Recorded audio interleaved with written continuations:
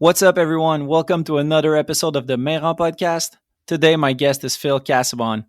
The podcast is now on Patreon, which provides a great way for the listeners to help support the podcast. With your support as patrons, you'll be entered in exclusive monthly raffles this season, as well as getting shoutouts in the podcast, seeing behind the scenes, and even getting the chance to have a question asked to guests. Your support helps out a ton, so check it out at patreon.com/the Bergeron podcast. Phil is one of the goats of free skiing, and I'm super stoked to do a third episode with him. Also, big congrats to him because he recently got inducted into the Newschoolers Hall of Fame, so congrats, Phil. In this episode, we talked about Phil's busy 2020 season, his comeback after a knee injury, working on his web series Prospecteurs, producing Superview and All-Star Park Edit with Mike Hornbeck, Liam Downey, and Emil Bergeron, traveling to Mount Hood, and much, much more. A big thank you to this episode's sponsors, Decans Restaurants, Access Board Shop, and Planks Clothing. Also, shout out to the patrons, Will Cameron and Raf Diaz. Thanks for your support. Let's go.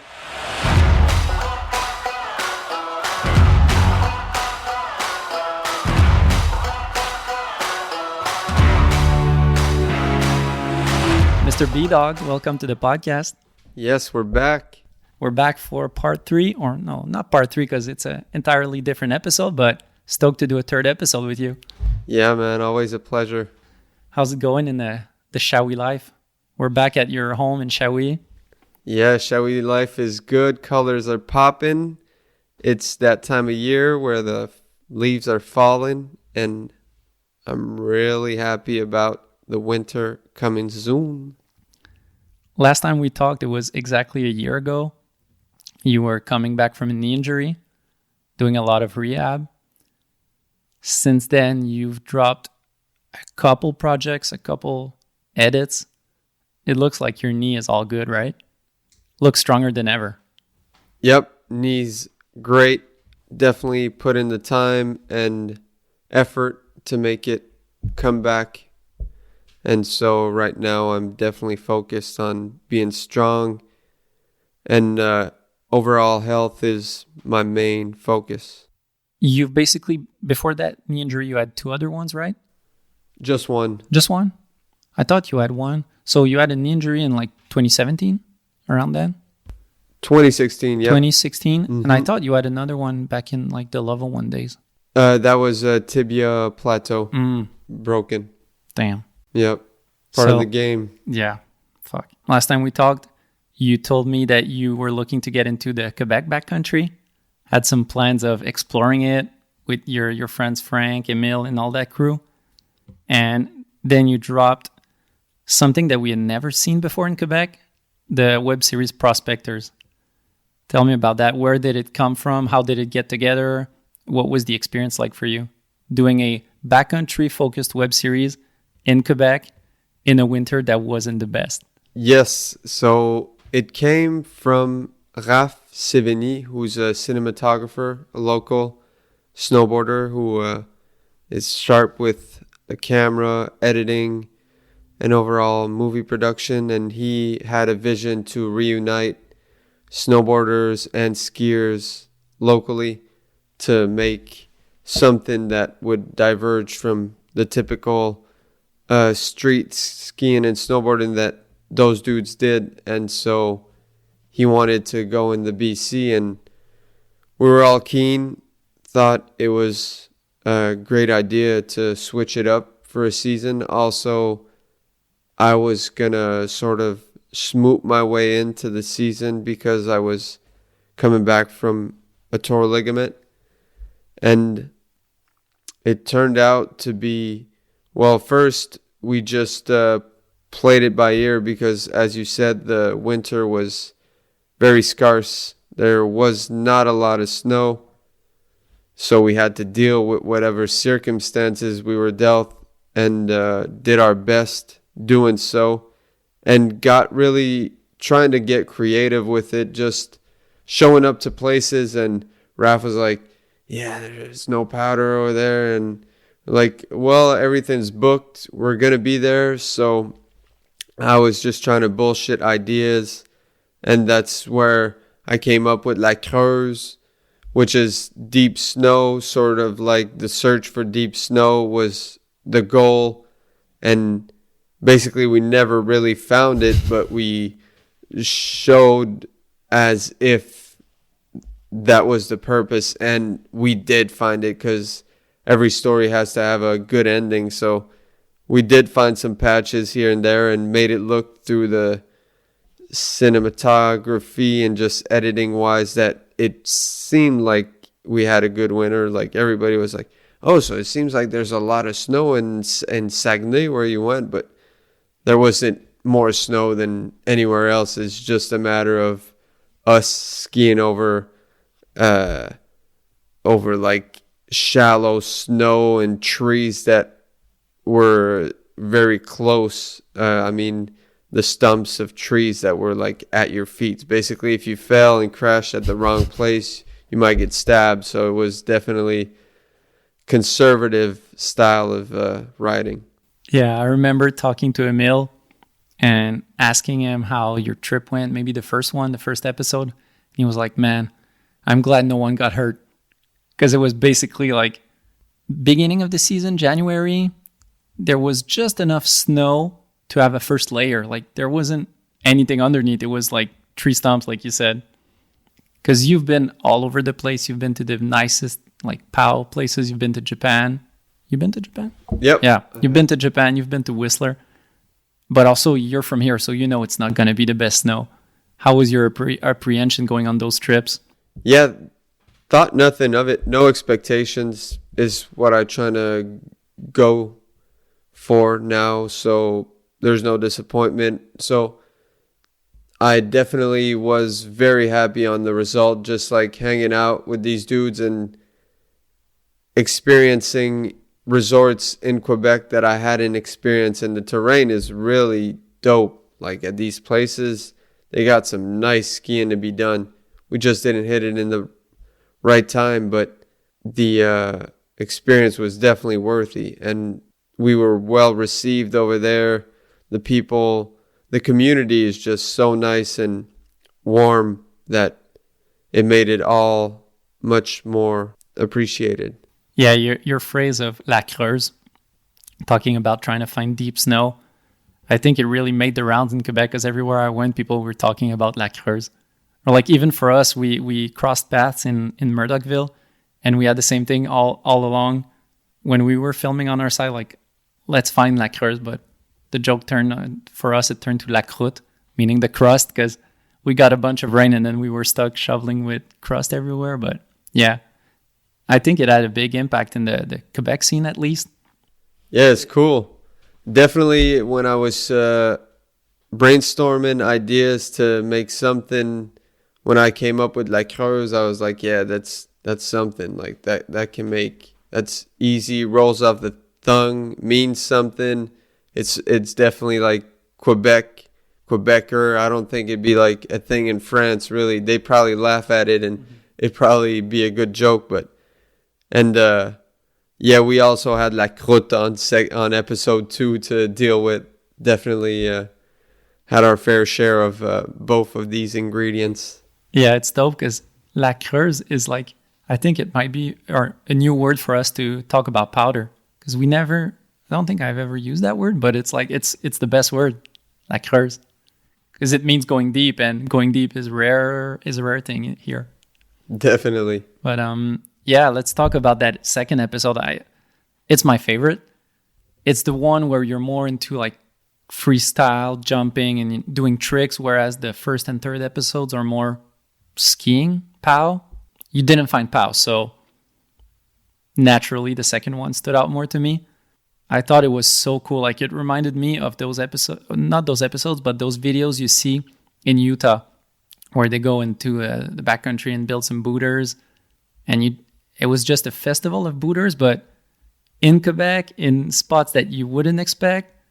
Like, tell me about like the thought process of going to those spots, or how you found them, or how it was, because you made a sick episode out of nothing really, out of like sand pits, it seems.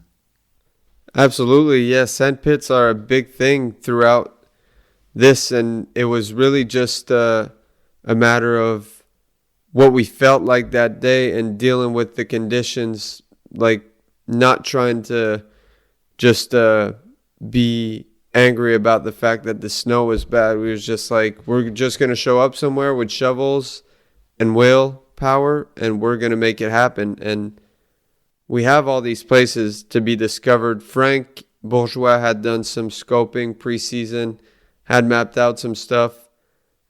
And then, like, you just walk around that zone and find some new zones and just really focus on mine that zone as much as possible. And we were also, second episode was all home based for the crew, so it made it easier for all of us to come back home, have a collaborative dinner like the classic, and then the next day we could just head out, drive our cars, come back, get dry. Just made it really easy. And it's always been easier for me when I have a stable and rooted home to be creative, just as far as like environment. If I'm staying in a place where I'm not feeling it so much, I'm not going to be as nice with it on skis. So that plays a big part. Mm.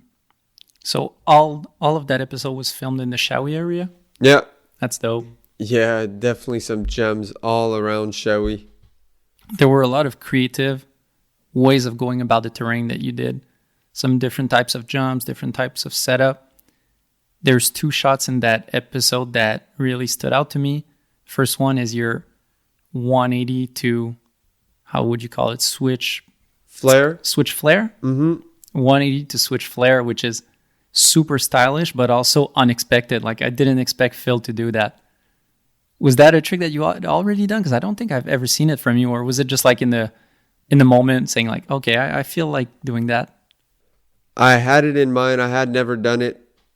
Switch flare, neither the combination of both. And Frank did a similar trick before me. It really inspired me. It was like, this is the time, this is the setup. And Frank did it so nicely. And I was like, I asked him if it was cool if I replicated sort of like the same trick on skis. And he was like, of course, man, do your thing. It's different sauces anyway.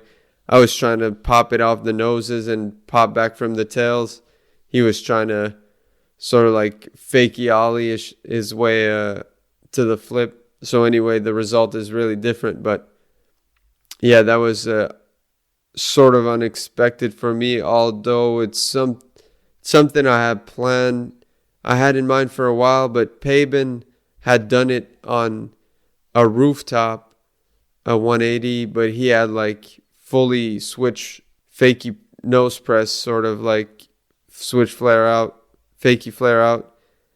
But so I had sort of left it behind. It's kind of like, it's a new trick. It's never been done. And this dude do it. I'm not going to try to do it again. But then I got over that. And it's not the same trick at all when you think about the pace and the cadence of the trick, how it's done on a step down. And so I got that out of my mind, the fact that he had done it first and just sent it.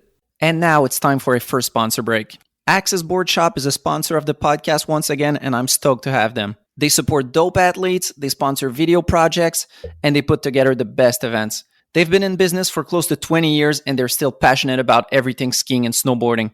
Whatever you may need this season, they've got it. Skis, boots, bindings, clothing, outerwear, you name it. So if you're in Quebec, go check out their shop in Saint-Sauveur. If not, check them out online at axisboutique.com. Support companies that support skiing. Support Axis Board Shop. And I think there's a big thing to say about different setups.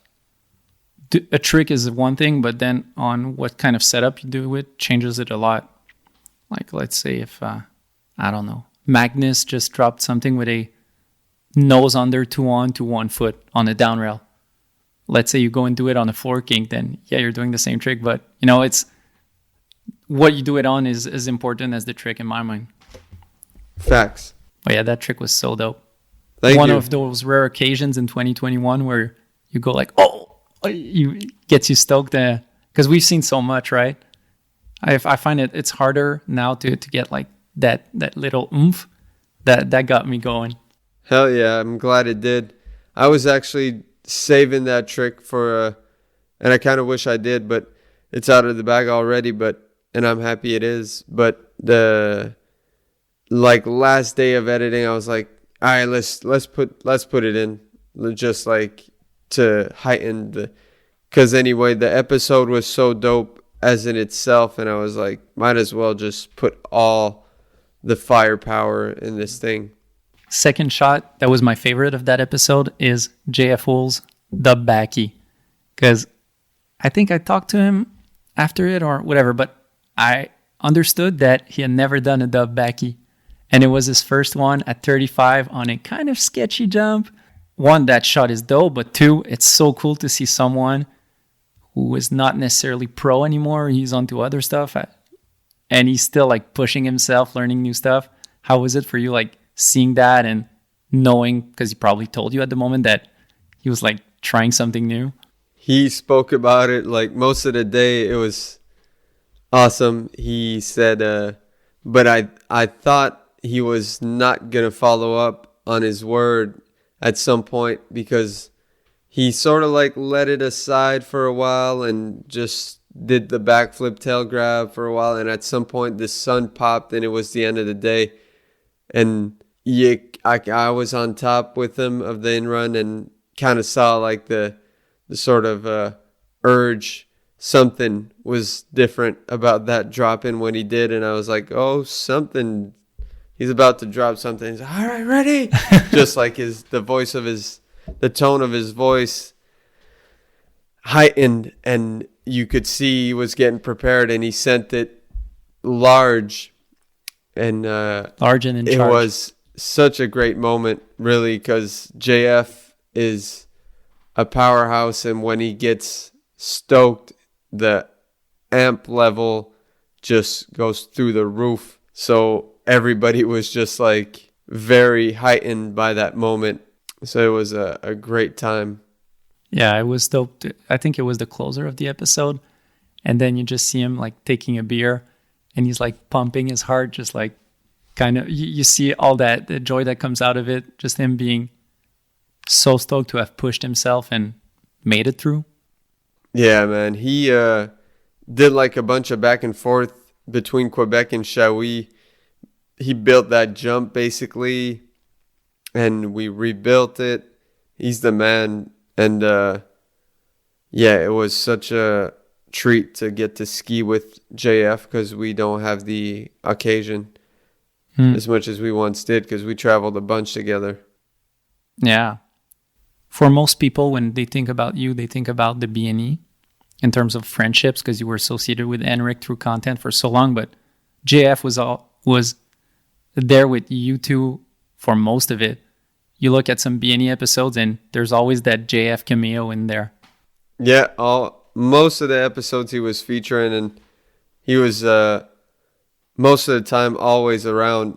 It was just a matter of like the duo dynamic that with the B&E, it was like that hip hop orientation, and JF was just like as good of a friend as Henrik was to me, but just as far as a dynamic duo to make something of a collaborative vision was not as good of a fit for what I had in mind with the Redman and Method Man duo. The first shots you've ever had in level 1 were with JF in Turbo. Then I think the year after that, JF had a couple shots in your segment. Then it was the other way around. So it goes a way back. Absolutely. Yeah, definitely. He put me on for level 1. He brought me to that spot with the down rail, the blue down rail, and acknowledged me, let me in. Really, just such a legend for the scene here and skiing in general. And now it's time for another sponsor break. I'm stoked to have Dickens Restaurants as a sponsor once again this season. I've been a lifetime fan, so I'm always happy to share the good word. Dickens is a family-owned fast food restaurant chain with 12 locations in the Montreal region. They've been famous since 1954 for their great food, especially their flat hamburgers and their spicy sauce. Talking about their sauce, it's been available since last year in many Metro grocery stores all over Quebec.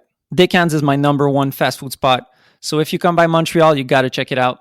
Support companies that support skiing, support Deccan's restaurants. You dropped a bomb on the internets this summer that was a breath of fresh air, because you're someone that doesn't post a lot on social media. As much as the new generation is like posting 10 times a day, you're more low-key. But when you post something, it has weight. Weight, W-E-I-G-H-T. There's something to it when you post. And you were not silent, but there wasn't much this winter. There was Prospecteur, but you weren't like posting every day. And then you drop Spirit of the Thing. Heavy edit from Hood with filmed by Hot Laps Official. Tell me about that edit. We haven't seen you in Hood for a while. You blew your knee a year ago, so there was a bit less of fill around on the internet. And then that masterpiece of an edit. What was the plan? How did it come along? Was that your goal when going to Hood, make that edit, or did it like happen on the fly? Thank you for the kind words. The goal going to Hood was in two parts. Yes, film with Hot Laps and get some footage that was not purposed for a single edit, but that was purposed for a season edit. But it turned out that the content of Hot Laps, I don't know, I just felt like it was the right time to make this like short piece. The second part of a big reason why I went to Hood is to film Liam so he could have a part in this movie I'm doing that we're going to touch base on later. But yeah, the goal, I guess I was so oppressed kind of just by the winter here that was very short. It ended so abruptly and I was sort of left very hungry, and it was difficult to travel anywhere with COVID. And so I was kind of left like still very hungry for more skiing. And I tried to go to Mammoth and it didn't follow through because of the COVID in May. And then there was all this like buildup of sort of like tension in me, of like a bit of anger of not being able to express myself on my skis when I knew I had some more to give. I was healthy and feeling good, and I hadn't skied the whole previous year. So once like I booked that trip to Hood, and it was definitely complicated with going around like the whole COVID situation, then I knew when I showed up, all that built up energy, sort of like more dark energy, I would channel and push it in to make my best skiing that I could once I was over there. And that was the focus really with Hot Laps. And he's highly in demand. When you go up there, it's like, and obviously I'm one of like his main peoples to film with because he's hired by Monster. But there's also Sammy up there. There's Colby Stevenson. There's Torrin Yater-Wallace. There's all these dudes that are murderers that deserve a camera full time on them. And he's like also doing follows all the time, jumping with us. So it's not like he's going to be able to film everybody in the same day. Like he also has to take breaks. Like the times where I sent to the bottom, he was on my tails doing straight airs to the bottom. Like he's definitely getting rocked out there doing squats. Yeah, for sure. So he's like a solid skier, super sharp, and our energy together was really synergistic. It made it really easy to build that edit. It was basically 6 days of us filming together, or maybe 7, I forget.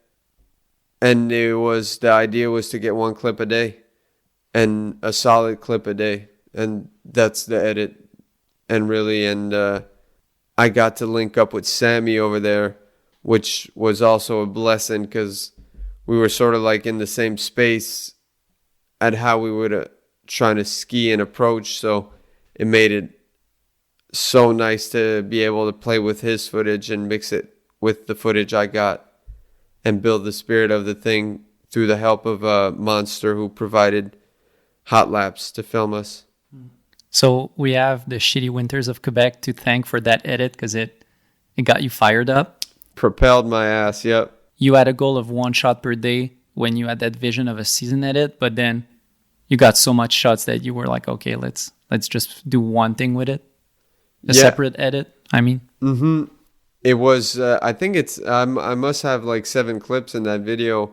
Maybe I got 2 shots one day. The switched up 9, switched up 10 is like the same day, but very similar tricks. So it was a minimal amount of shots. I just wanted to make sure that every shot was worthy. Yeah, you're right. There's not. I thought there were more, but quality over quantity, right? Always. Yeah, I think I talked to Wallish, and I think maybe it was him who told me like he was seeing you at Hood, and you were like doing maybe the switch dub or whatever trick like 20 times, and he was like, okay, Phil, it's chill. Like, why are you doing it that much? And then he saw the edit, and he was like, okay, that's why. Like, you need that shot. Yeah, definitely.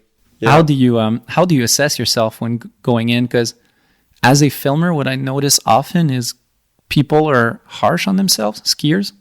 Sometimes they think a trick is not good enough from their perspective of doing it.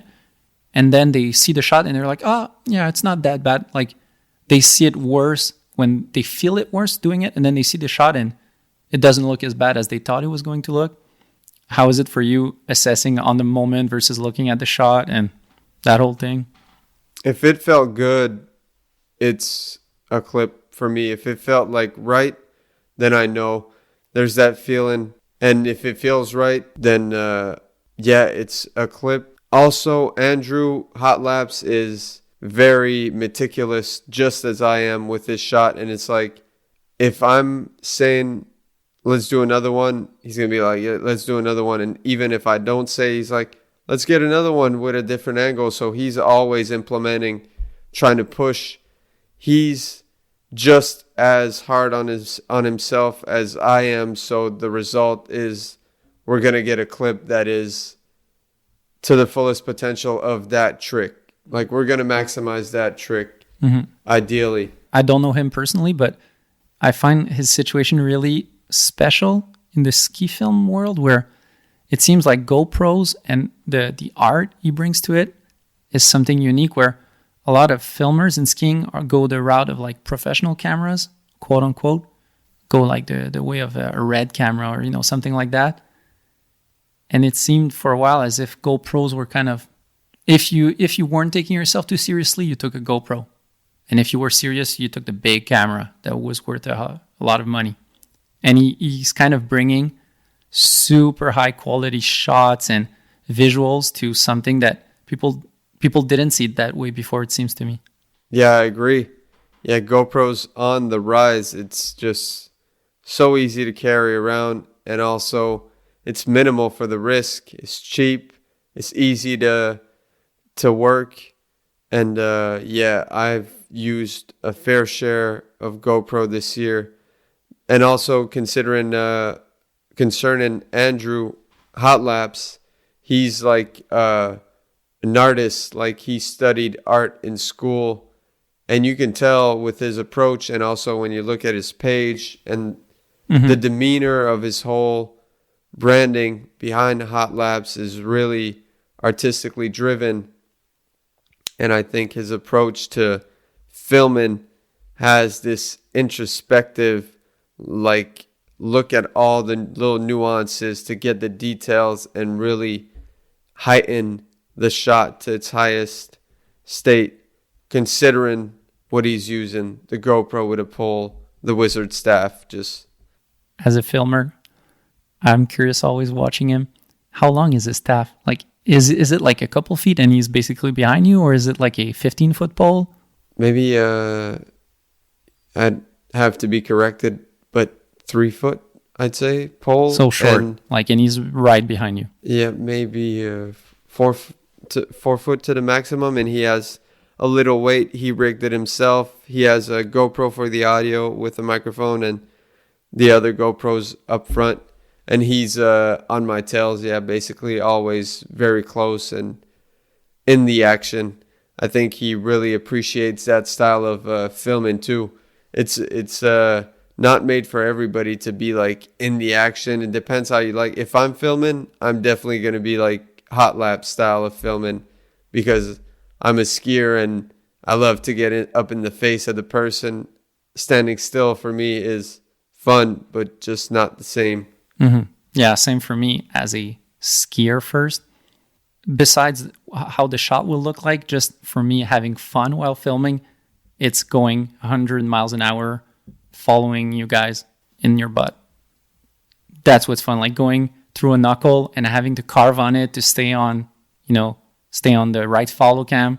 That's like you get at the end of the run and you're like hyped on adrenaline versus like, yeah, being on a tripod sitting might get a good shot, but there's not that same feeling. Definitely, and you can capture also, especially in park, let's say, you can really capture more so what the skier is experimenting when you have that momentum going with them, like, and then it's just a matter of play with like you might be a bit more on the side of the person and GoPro's more in the face, and both has their charm. Like there's a way that both are really appreciated, but I think that movement is definitely key for me to park footage.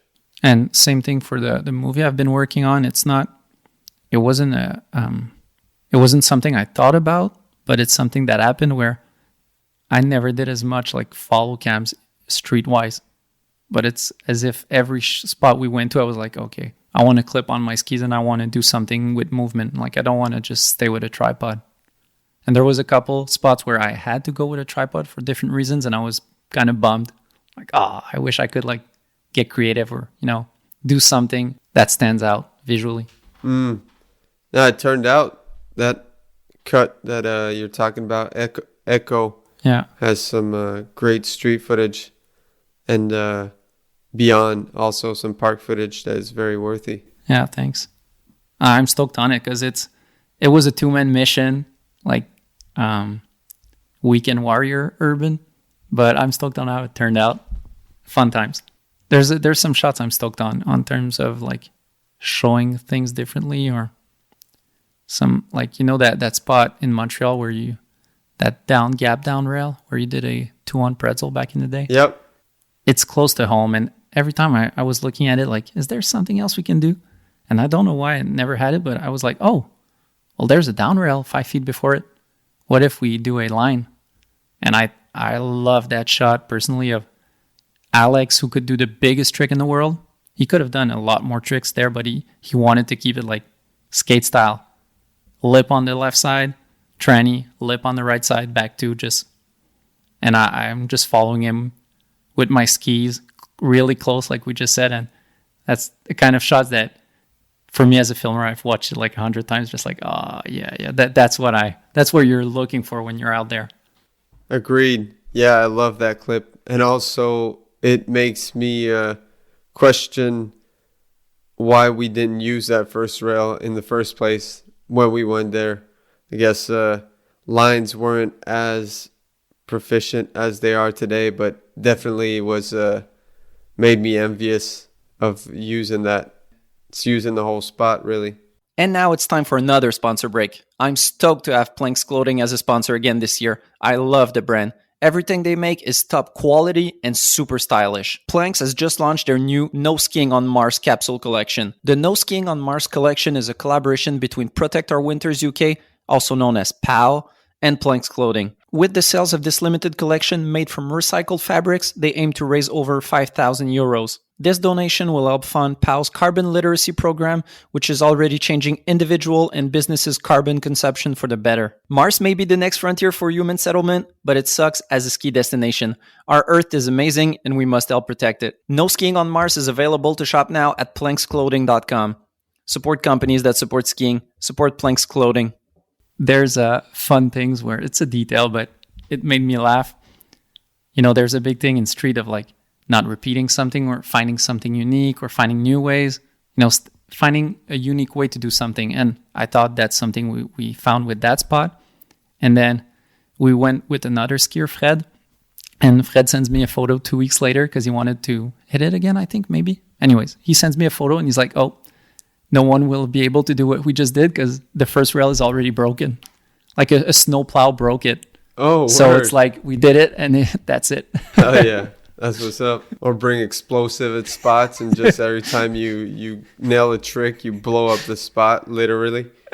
I was thinking there's this one spot in Shawi that I got to do this year that I'm the first to ever do, and it's the biggest spot I have ever done. And I was planning to release it not this year. Now it's coming out this year, but I was planning to release it a year from now.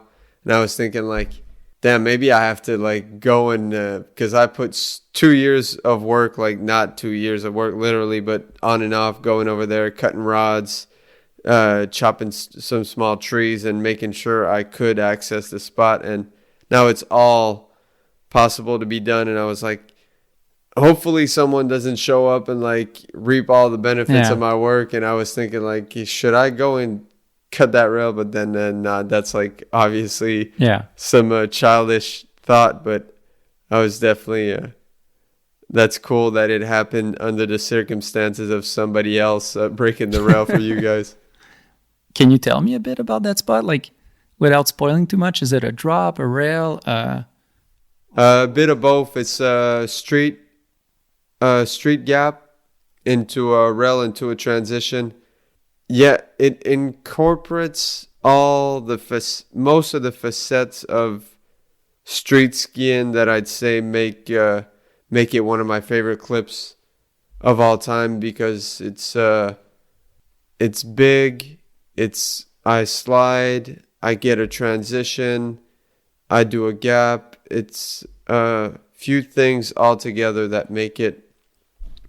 Also, it holds a special place because I've been wanting to do it for so long, and now it finally opened up this year. So, like, you knew about the spot, you already. Yeah. I was going there, and I had to cut down some metal, and it was a very, very dangerous sort of scene. If anything would go wrong, there was a lot of metal scrapped and just rusty concrete or rusty metal and concrete that was shattering all over the place. It was kind of like this demolition site.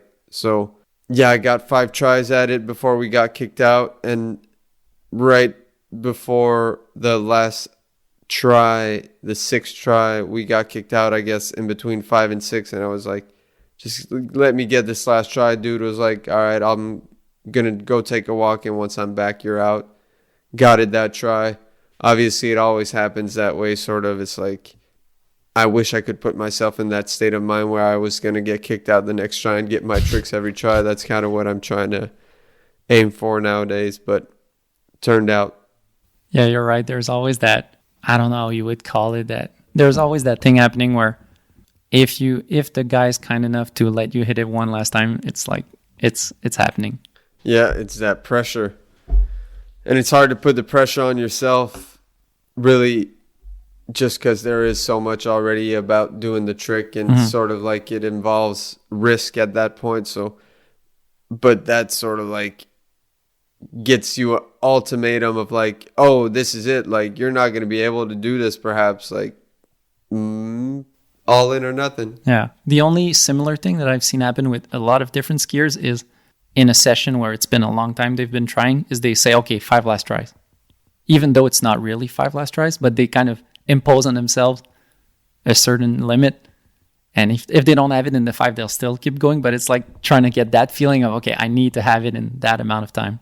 Right.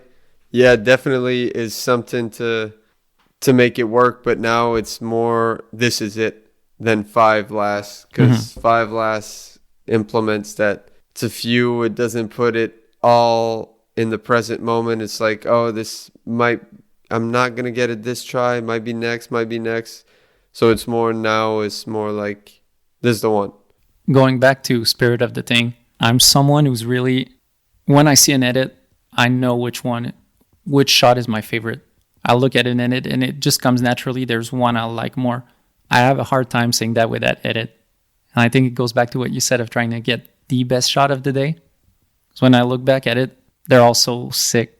Like, do you have one that stands out to you? Thanks, man. The one that stands out the most is, the ender. I think the switch backflip blunt is probably my favorite because we were going to stop filming. It implements also in the moment. There's two clips that are most valuable in that edit, but the switch backflip, we were going to stop filming. We didn't have the speed to hit the jump anymore. It was afternoon, and we called it. And then, like, I show up at the top, and Andrew's putting his stuff sort of back in his back, and I'm, like, having that feeling like, damn, I'm not going to feel good tonight, like, if I don't get this off my chest. Like, we're putting it back to tomorrow, and I'm here for a certain limited amount of time. Show up, go to Andrew. Yo, let's try it one more. We try it one more, and it really worked out. Like, we got sort of like out of the blue special speed, super mushroom on track, and sent it, and it worked out. It seems like what we just talked about, saying like, okay, this is it. Yeah, exactly. Yeah, it's just like I had to have that sort of like, oh, you're not going to get it, to be like, yeah, I will. And otherwise the other trick, I think, or I know that is my favorite, is the nollie to switch butter 5 sort of in one motion. It's sort of like that trick represents my skiing and the culmination of what I've been trying to push for years. Just like putting pressure on the noses and tails within one trick and flying to the bottom just made me really happy about the way I could now use my skis. There's something to be said about the dubs you do, where right now we go on Instagram and it's the Dub 16 festival. There's Dub 16 shots in all ways every day, but your Switch Dub 9 and Switch Dub 10, there's something about them. I think it's the landings. It's not only the landings, like they're perfect all around, but to me you land with so much authority. Like you land with that kind of, I don't know, it's a rare thing of just the definition of stomping a trick. You could do a screenshot of the moment where you land and you just have your body saying like, yeah, that was it. Thank you. Yeah, definitely trying to feel good, and those were good feelings, so we knew that we had it in the bag once we got those. Yeah, and you have a thing with your blunts. You have a unique way of grabbing blunt. Is that on purpose, or is that it feels smoother that way for you, but it's kind of an uncrossed blunt? I'm definitely trying to keep my legs as much as possible. Ideally, in a perfect world, I always have symmetrical skis to sort of shape like a snowboard and not cross the blunt anymore. I love crossed blunts, but I just can't do it like Vinny does, let's say. Like a beautiful cross like Vince. He's got the nicest crosses, but otherwise my cross is like in between cross, so then I'd rather it not be crossed at all and try to keep the skis as parallel and symmetrical side by side as possible. Well, the way you do it is, it looks good, but it's also unique to you. Like we'd see it anywhere else and we'd be like, yeah, that's the Phil blunt. And I don't know, it seems like a recent thing, these kind of blunts that you do. Yeah, it's definitely more a recent pursuit. Although, like, could say Hornbeck had, I guess, I mean, a lot of people's got such nice blunts, like, but I really appreciate you giving me or saying that I have a particular type of blunt. I really appreciate it because it's definitely something that I love doing, and also something in skiing that is common to most people that are professional skiers, has like a style of blunt, and it's hard to get something that's out of the or different than everybody else. But like a lot of people have like these blunts that are special. Like Henrik's got special blunts, horns. Parker's got one of the nicest blunt in the game. His 7 blunts are masterful. So just trying to have my piece in there. I've always had something for reverse tails more than blunts. I don't know why, but like I remember like B Paul's dub 10s with reverse tail. There's something there that like, those get me. Yeah, for real. Paul's dub 10 reverse tails were something else like early on. And Charles Gagne also had some of the nicest reverse tails ever seen. But shout out to the reverse tail master, Tanner Rainville, had the nicest reverse tail still to this day from his Matchstick Production segment yearbook. I think those are untouchable still. Yeah, true. There's a couple shots, I think, in Turbo, maybe real time in Turbo in those years. Still, yep. Where Switch he does sevens. lead tail to blunt, or maybe the other way around, but those always stood out to me as being like so nice.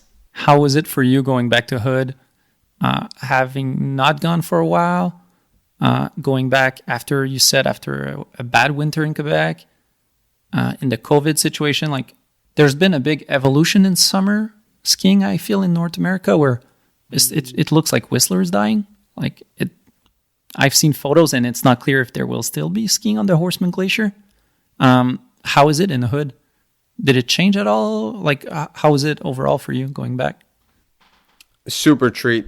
Yeah, it's family over there, and I got welcomed with the highest love by Kevin Perron, who's Brady's brother, and also Win Burns, who hospitably,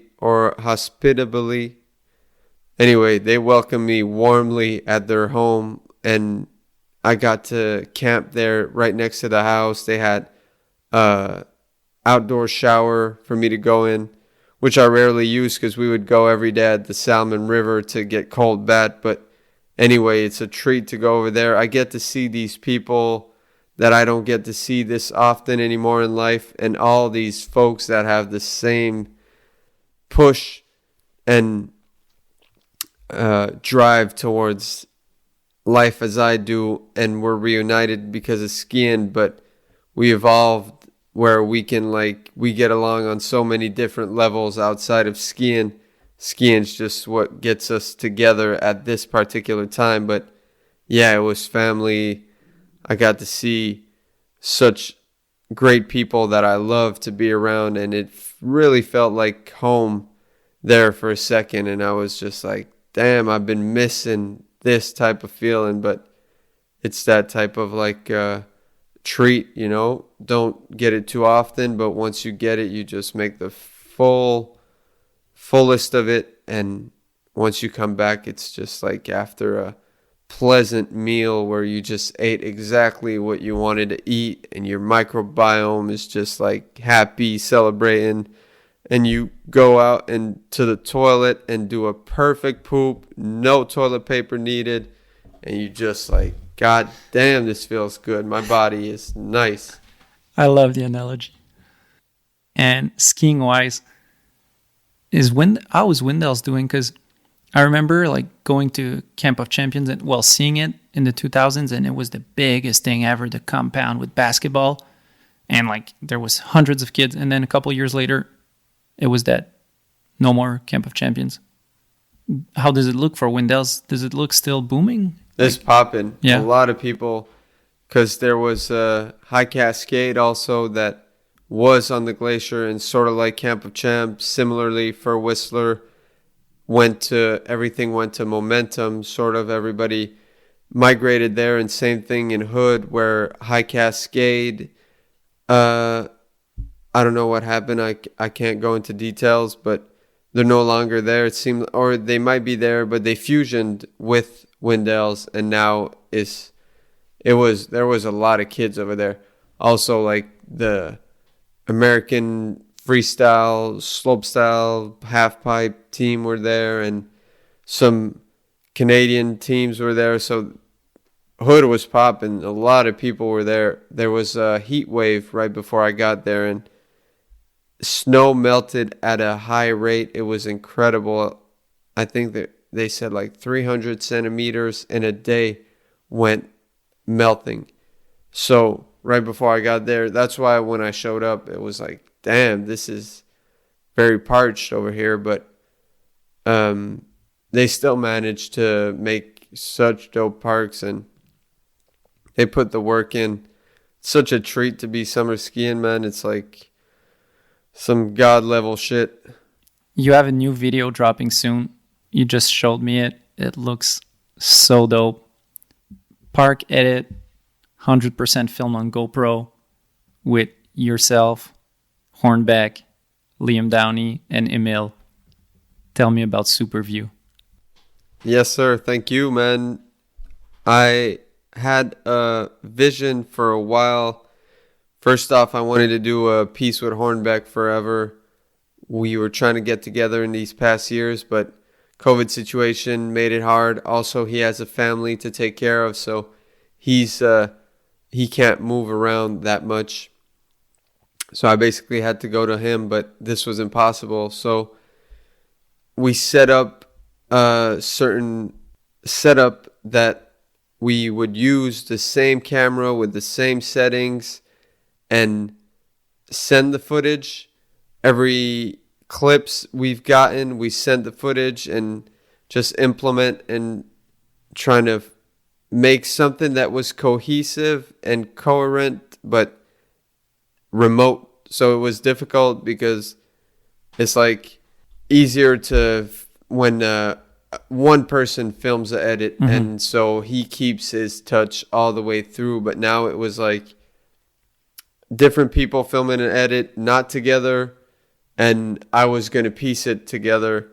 The idea at first incorporated the 4 people that you named plus Brady, but Brady's already way deep into filming himself or be a cinematographer and a movie producer that he couldn't really get on the skis and get someone to film him. So it ended up being us 4. And at the end of the year, Liam had gotten a little bit of footage from his friends, but it didn't really quite connect with the footage that we had because we were really getting into it.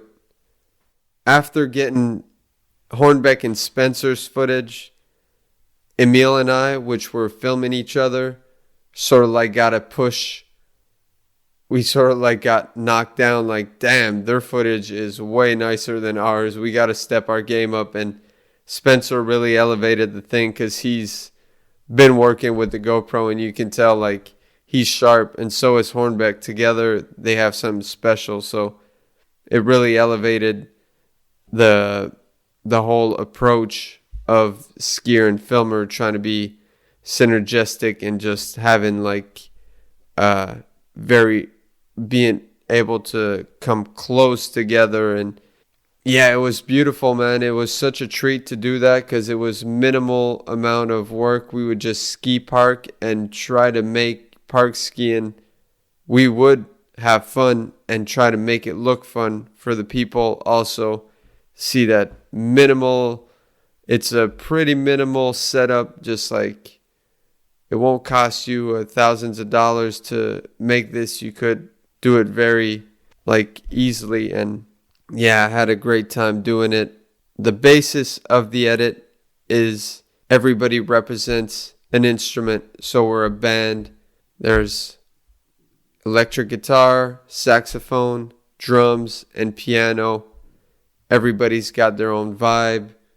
And that was the sort of idea behind it all. And it sort of morphed into just more of a mix of music of these instruments and the same beat with the same bass throughout. But it gives a proper touch, and every segment sort of has the feel of the person it concerns. It was super dope to watch on many levels. There's a level where you and Hornbeck and Liam are getting older, and it's cool to still see an edit with all of you guys in it. So that's one touch. But on another separate one, there's the way you approach park skiing, as you said, of making it accessible. And I think that's a big strength of yours throughout your career, where you have some of your biggest edits ever in terms of views, let's say, that were filmed in early season Mammoth with small features. But you just have that way of approaching it and doing tricks and, I don't know, putting it all together into something that's super dope without being a super park shoot, you know? And I think there's that to be said where you and Emile in Quebec filmed at Avila, Vallée du Parc, and Stoneham. Yeah, and Le Relais for... and Le Relais. Yeah. 4 resorts that don't have big features, and it doesn't show, or you don't even care. Like, you guys go so hard on little knuckles that it's like, it's cool to see you guys go so hard on such small features, or, you know, how you make the most out of it. Yeah, we definitely loved it. Like in VDP, there was basically one knuckle, and the lift is so slow at VDP that we just hiked, and Emile would set up on the knuckle, and I would do my thing, get my clip. Emile hiked, I would get his. It was definitely, that worked great, but once we were in Avila where we're taking the lift, and one thing that's hard is like each of us get one run, and it gets very frustrating when you do a run and you don't get shit, and the next run you have to film. It's all fun, but then you have to get back in the groove and get your tricks, versus like you're filming me all day. It's like I don't have to think about like this run I'm not going to be able to ski. It's just like, I would have thought that you would do like a 2-hour skiing and then you switch, and then 2 hours, because it must be weird switching every run. Yep. Yeah, it's tricky, but it's the best way we found, I think, and it worked great in the end. But it's definitely easier to get a bit frustrated with tricks not working out when you know you're going to have one lap in between that you're not going to be able to try it, and things can change within that lap. It goes back again to you got to get it this run. Yeah, this is it. Yeah, absolutely. So yeah, you and Emile filmed a couple days in Quebec. Hornbeck filmed in his side with Spencer Milbacher, and then you filmed Liam at Hood this summer. Yeah, Liam was coaching with his team in Hood, and every now and then when he'd get a bit of slack from the kids, then I'd sort of take it, or I guess I didn't have to push him because he was really into it, but sometimes he was definitely stoked.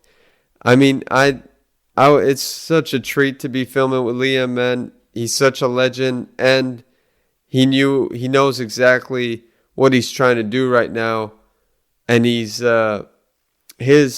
approach to skiing is so inspiring at the moment. It's just beautiful to see, and it was really easy to do with him. Those clips took minimal amount of time and were maximized as far as like fun and good looking, and you could see he was stoked and just like all into this project. I haven't got to be around him so much in the past years, but I could tell that this was definitely driving him to do the best that he could, and it definitely shows in the clips. Like, his skiing is so sharp. I've always been a big fan of Liam, and I was kind of bummed when his career stopped because I felt like it stopped quickly, or maybe a bit too quick. Like, he still had some stuff to offer. It wasn't an era where social media wasn't there, so as soon as you were dropped by sponsors, it was basically over. And so it's really good now, many years later, to see an edit with him, and he's still killing it with his own flavor. Yeah, it's a treat, man. It's so good that he got to stick around through coaching. And also, side note, the kids are really lucky to have such a coach, and in general, the industry, to have Liam teach kids, because definitely the kids that are chaperoned by Liam have such a flavor, and you can tell it's not only about competitive aspects. They're well-rounded in many walks of life and just genuine people in general. Also, nothing to say about the nothing to take away from the other kids that are in different camps, but Liam, if you have a coach, you want it to be Liam, really, or JFO, or TJ Schiller. I mean, there's so many great coaches. It's cool. It's nice to see that at least through this coaching thing, there are great people who picked it up, and I've only named 3. I could keep on going. There are many, but Liam's definitely high up the charts. Yeah, we talked a bit about that with Wallish, and as you said, it's kind of a silver lining of the whole coaching thing, as you said, where if there are to be some coaches, might as well be JF and TJ and Liam. Mm-hmm. Wouldn't suggest anyone else. No, absolutely. It's a blessing to still have him in the game, and that gives, like you said earlier with JF, like who's not pursuing necessarily the professional career, but he's still around skiing all the time, so here and there he's going to get a clip. And Liam's just the same. He's going to be on his skis coaching, so he might as well get productive. And lately his skiing has been as nice as it gets throughout his whole career, although like not dismissing the fact that, long story short, is top tier, like highest grade skiing. Now it's a different Liam that you get to see, like, and he found his niche, like, and it's beautiful. Have you ever heard the phrase like every 7 years your body's completely new because every cell is renewed in your body? Shedding the skin, sort of yes, like something like that. Snake style. There's a bit of a thing like that with you also. Like I couldn't compare refresh Phil to 2021 Phil. And I wouldn't say one is better than the other. They're like two completely different person, but that's dope. Like I'd still watch your refresh segment and be stoked on it.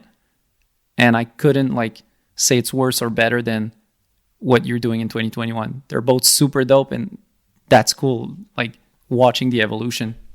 Right. Definitely. It's all about sticking with it, really. If you stick with it long enough, then obviously you're going to go through life changes. You're going to evolve, and things going to shape up. And by fault of repeating yourself, which is something that is not necessarily fun to do in general in life, whether it be in language or in any type of approach to life. You don't want routine to be too involved, or you want routine maybe, but for a certain amount of time. And just feels good to break off the stagnant water and just get a new swell sort of and surf that wave for a minute. And then there might be that time in between where there's no waves and you're just still on the water waiting for that wave to come. And that opportunity, you gotta swim and catch the wave, and then you might be on for another one for another 7 years, but you had to stay in the water. If you went out, then chances are that it's going to be harder to get back in. Mm-hmm. You've been in big production movies. You went on to do your solo projects, and now you're doing these an edit like Superview, which is with a cast of friends of yours or people that you like or that you have similarities with in terms of skiing. Is it something that you see yourself going a bit of the Wallish route? Like, Wallish did his solo project and then started Good Company, which was himself at the center, but then bringing along like-minded skiers. Would you see yourself doing something like that? Like doing a project and being a Phil project, but having on different people? Yeah, absolutely. Yeah, I love it, because otherwise it's just not as fun in life in general to be a solo act and doing things like a solo project is cool and all, and it's requested and I love watching them, but it's also very much more uplifting to get together with a group and sort of share that thing. Like I could be picking a bunch of mushrooms here and eating the best gourmet mushrooms, but when I get to share it with my friends, share the taste with people, then it's like the experience is really fulfilled. I do appreciate things on my own very much so and try to be centered, but sharing is definitely a gift. And so the possibility to collaborate is something that attracts me very much. It's just a little bit harder sometimes because everybody's got their schedule. So when you're the producer, trying to set up everybody is a task, and sometimes there's too much on the mind already to be doing so. But I think it's easily handled when you're with like-minded people. It just aligns naturally. Last year, we talked a while about your project, The Lost Crystals. Since then, it evolved.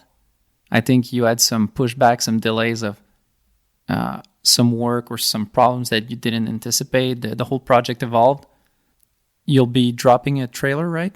Yep, this fall 2021. So, yeah, tell me about The Lost Crystals, where it's at now. What can we expect? So where it's at since we last spoke is the illustrations, which is the scenes, the drawings, where the characters will be animated on. Most of the scenes are drawn, like 80% of it is drawn. It now evolved into being a 3-piece series of short 10 minutes episodes. Now where I'm at is I got a minute trailer with sort of like shots from episode 1, 2, and not quite 3 yet. And I am animator less, so there's no one right now who is making the characters move around. So I'm kind of like in the space where I am trying to navigate and make this as nice as possible script-wise, make it entertaining, funny, light, educating sort of. So it's a big task that I've never gone into before, and I know that this is sort of like a one chance opportunity to make it come out as I wish. So I'm taking my time making sure the story is nice, and also people are easily offended these days, and cultural appropriation might be something that I'm not aware of enough, so I have to be wary of what they say, how they act, and just not insulting anybody, because obviously my mind state is not in there at all. I'm trying to make something cool relative to skiing and sort of out of the box, but I don't want to step on any toes, and I know people's nails are already broken, so it's like got to be very careful out there. So therefore, this all being said, it's a long route to take, but to resume that I am in the process of finding an animator to animate the whole thing, and next year, by the best timing, I'll have the 3 episodes done, and I'll release each a month after the other next fall. That's dope. I'm really looking forward to it. So anyone listening who has skills in animations, hit up Phil. Please, yes. Yeah, I'm really looking forward to it. You showed me your trailer. It looks top notch. The illustrations, I don't even have words. Like, I look at it and it's professional work. It doesn't look cheap. Not 1 second. And plus, that, as we said last time, the never seen before aspect of it, never been done in skiing. So I'm really looking forward to it. And yeah, how is it for you as someone who's perfectionist? Like you like to do things the best way it can be. Does it kind of frustrate you? Does it make you anxious a bit, having that project take more time than anticipated? Or like, let's say your goal at the beginning was to have it done in 1 year, and now it's looking more like 2 years. Does it stress you at all? Yeah, very much so, or very much. It does hold a certain weight on my shoulders because I really hold this project close to heart, and sometimes I get too involved in it and forget the bigger picture of why I'm doing it and what I'm doing really. But in the end, it's all work that will culminate into making this piece.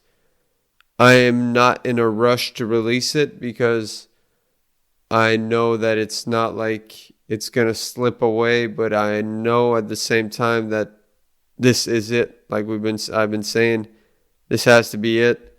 Time is now to do it. So I'm trying any chance I get to put some effort and thought into it so it can be the best it can be. But I'm also realizing how novice of a storyteller and producer I'm wearing hats that are not necessarily my cup of tea. Like, I know where my strengths are, and maybe right now I need to delegate, but it's also a matter of I'm not financed right now by Universal Studios. It's like I have sponsors giving me money, but I'm also paying for these ski edits to be done. This is like a side project, but the side project's also the most expensive right now. So it's sort of juggle to make sure that this investment is beneficial, not only like, yay, I did a cartoon, but also somewhat like implements lucratively something, an aspect that I can benefit money-wise off of it. And this is where I don't want to fall short before I release it and keep investing a bunch of money in it. I just want to have a proper plan so I can profit off of it, even if it's not profit because it's just a matter of not spending $100,000 and it being just like a cartoon. I'm just trying to break even, at least, if that's possible. I don't think that will be, but close to breaking even is my goal.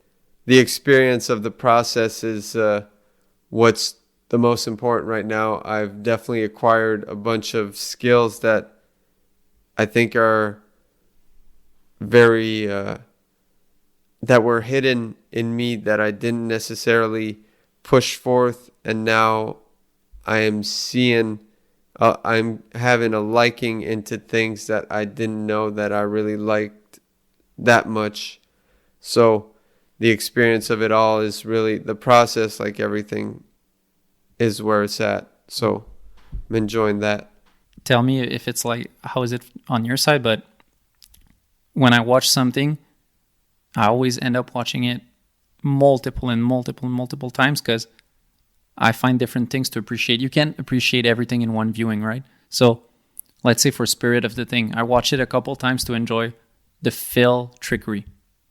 And then once I've seen the switch back and the switch dub, I watch it other times to just focus on the filming and then the editing, because you can't really appreciate it all in one watching. There's too much going on. Absolutely. Yeah, man. Something about that.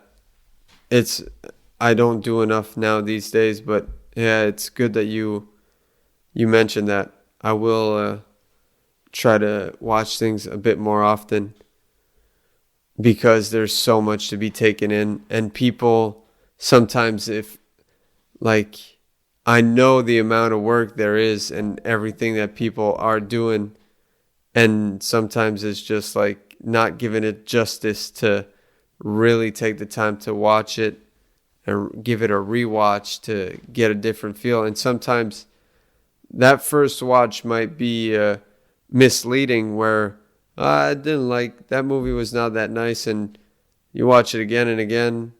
Maybe on the fourth and fifth time, if it grows on you, it might become the best piece of work, just like music. Sometimes it just takes a minute to get acquired to getting that real taste for it. But yeah, certain movies become classics. Like, for instance, The Big Lebowski, I remember, was really not so well received when it came out, and afterwards, like, became a classic and one of the greats. So yeah, there is something to be said about giving something a second, third, fourth chance. Do you think there is a movie like that in skiing? Like what you just said, a movie that wasn't well received but then became a classic? I'd say the first that comes to mind is Education of Style.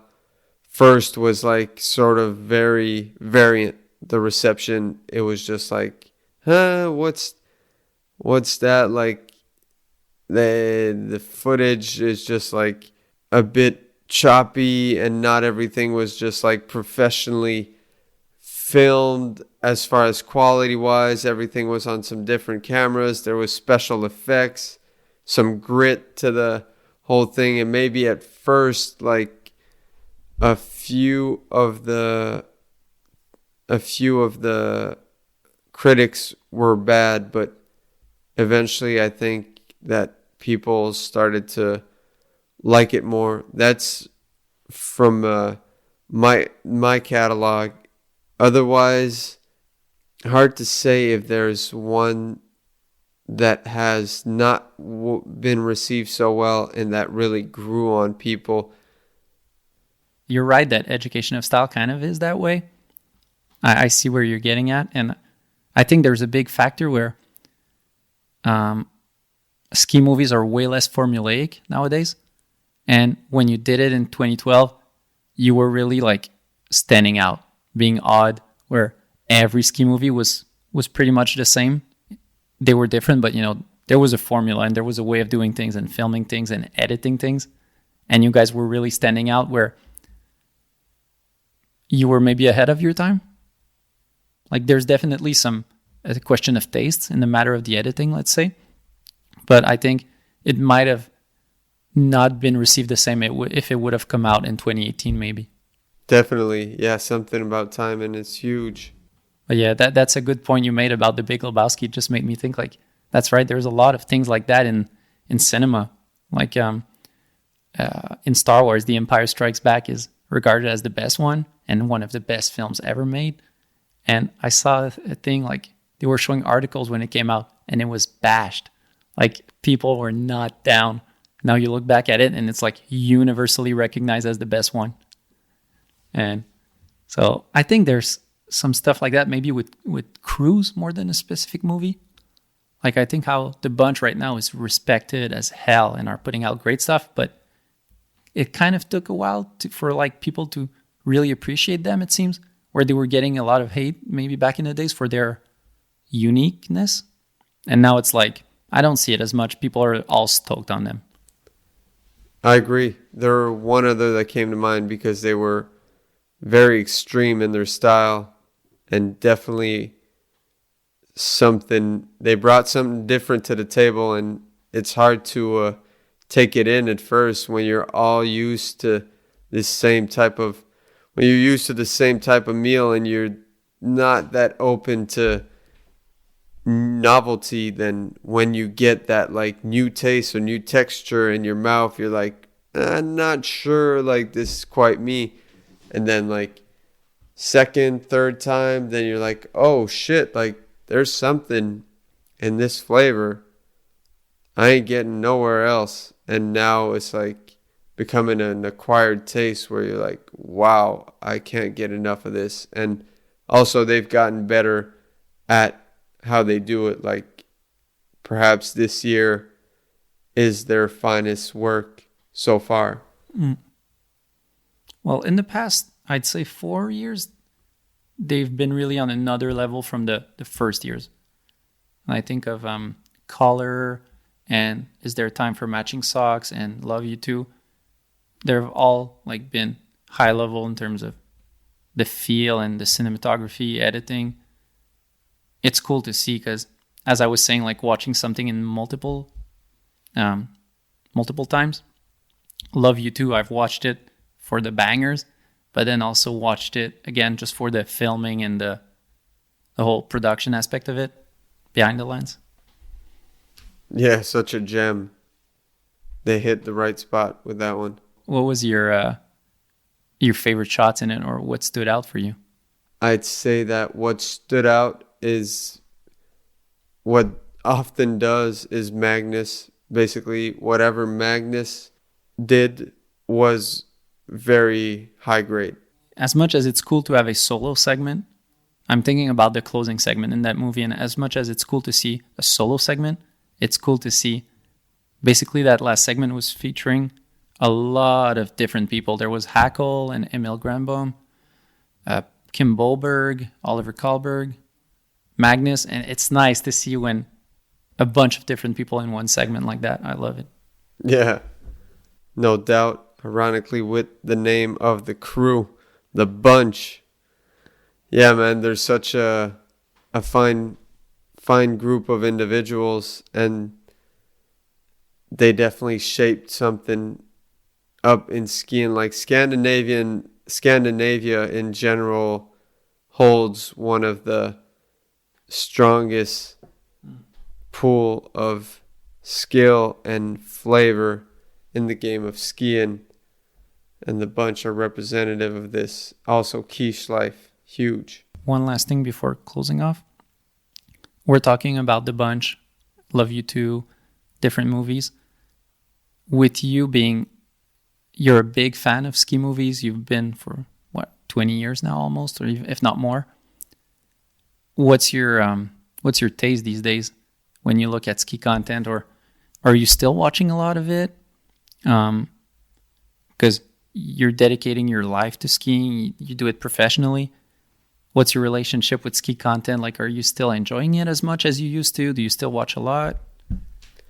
I love it. Yeah, I think it's on comparison to any other year, because I evolved, and also the style, everything changes. So I'm not trying to make any comparison, because I hold a certain nostalgia to the game, Propaganda, Session 1242, Idea, Royalty, all these movies that were early on, and there was sort of a space where I wasn't as interested, or maybe just entertained by ski movies. But now, with the formula of like shorter movies and even long movies, but I think people are in a space where creativity is really full and rich right now, just as far as the approach of the people, whether it be the skiing, the production, editing is really strong. The movies that have stood out in so far, we're recording this, it's mid-October of 2021, and Love You Too and Nothing New are the two movies that have come out so far that has inspired me. Otherwise, I love what the bunch is doing. Quiche Life is putting out some great content. Henrik, always. Torin and Jossie are doing some cool. Friedel and Parker again. Brady and Mango, I got to see a little scoop of their movie Freehand, and that's a real gem. I mean, there's so much variety and so much content that I'll fall short in the amount that I can name right now that inspires me. But like Cruise Out of Finland, Scandinavia is so strong. Like I said, American, the Zoot Space movie was fucking great. Yeah, I think there's just a mass amount of great footage coming out. I also really get inspired by very, I'd call it novice street skiing. Anybody who goes in the street or backcountry that is not a professional crew and puts out some footage of them like in those elements, I love watching that. So there's definitely some people like on the Newschoolers website that I try to keep relevant with and definitely find some great content. Yeah, there's so much great skiers right now of the new generation that I kind of wish like Level 1 would go back to make movies and give them an opportunity, because as much as producing a solo project is fun, it's a struggle. Like I saw Keegan Kilbride's new movie. Oh, nice. Man, he's a gem. Like I'd watch him ski all day. Like man. There's a rail he does a lip on back too, but I'd watch it on repeat for 100 times. There's just that style that you have and Henrik has that few people have. Man, I wish like Level 1 was still there to star like Mango and Keegan and all those guys in a movie, the new generation. Yeah, if you put them all together, for sure. Keegan is such a powerhouse. I am looking forward to Slim to None for sure.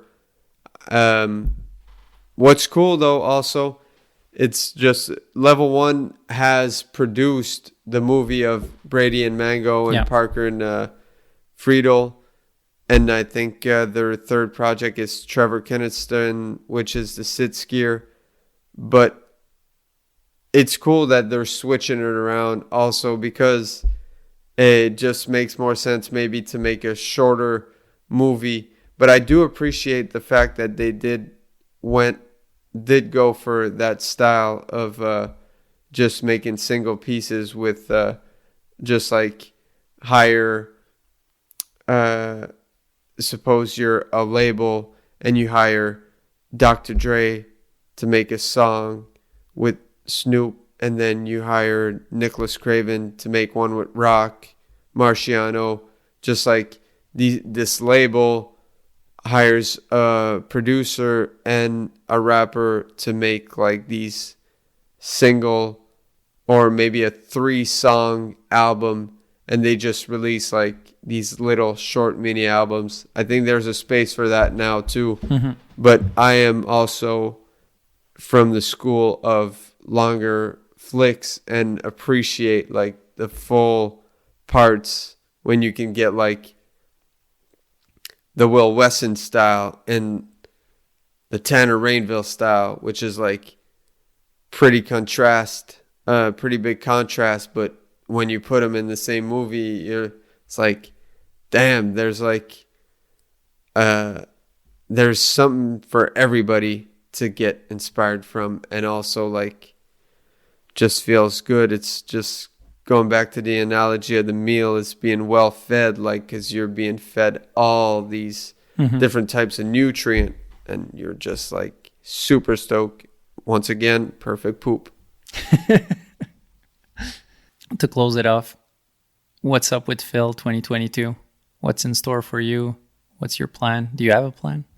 Yep. I'm going to be, at least one thing's for sure, I'm going to film a sandpit edit with Brady.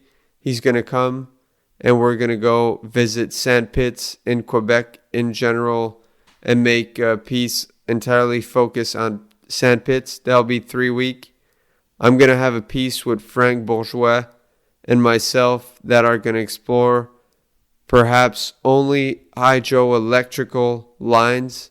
So places that have been cut down to put some hydroelectric pillars, and we're most likely going to call it Hydro Quebec.